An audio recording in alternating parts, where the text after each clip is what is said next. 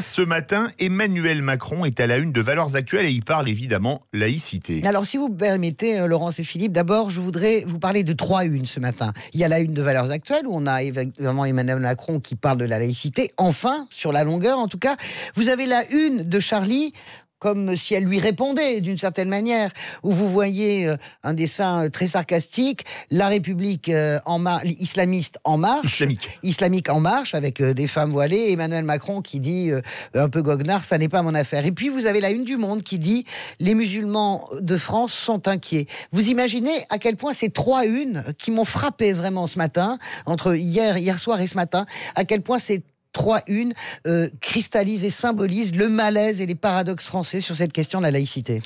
Et est-ce qu'il répond à ce malaise ? Alors oui, non, il répond à ce malaise. Alors j'ai lu une interview, c'est une longue interview qui a été accordée dans l'avion qui rentrait de La Réunion. Oui, car il est clair, pour la première fois, Emmanuel Macron, sur la question du voile, qu'on soit d'accord ou pas, il tranche. Il dit, les mamans voilées ne sont pas le problème. Et d'ailleurs, si elles sont là, c'est parce que leurs enfants sont scolarisés. Le véritable problème serait qu'elles ne soient pas là. Voilà du Macron clair, c'est assez rare pour être signalé.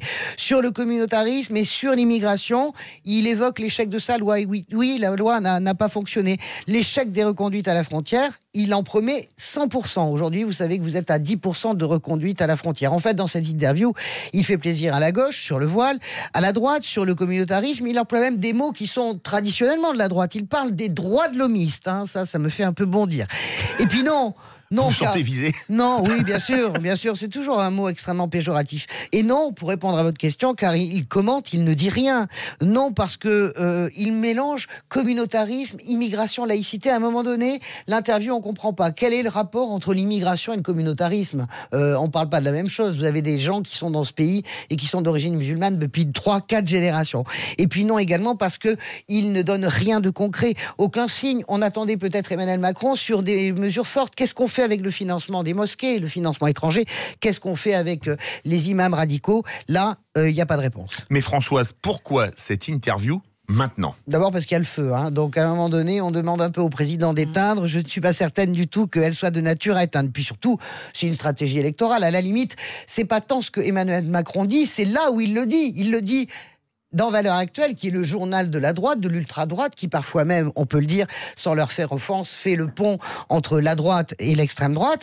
Et puis, il le dit aussi à ce moment-là, parce qu'il réorganise son combat. En fait, ce qu'il dit dans cette interview, vous avez l'islam politique et vous avez Marine Le Pen. Ils se nourrissent l'un l'autre, et entre les deux, ce sera moi ou le chaos. Vous voyez ce que je veux dire? Sauf que le problème, je crois qu'il y a un problème de timing et, si vous voulez, de priorité.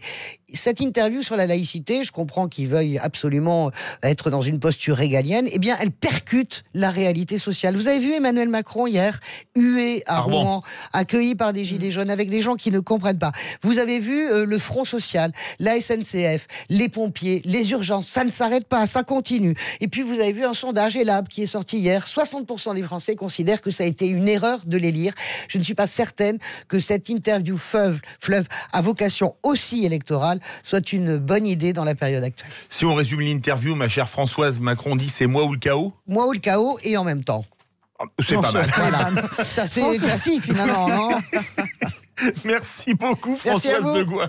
Et on vous retrouve tout à l'heure avec plaisir pour débattre avec...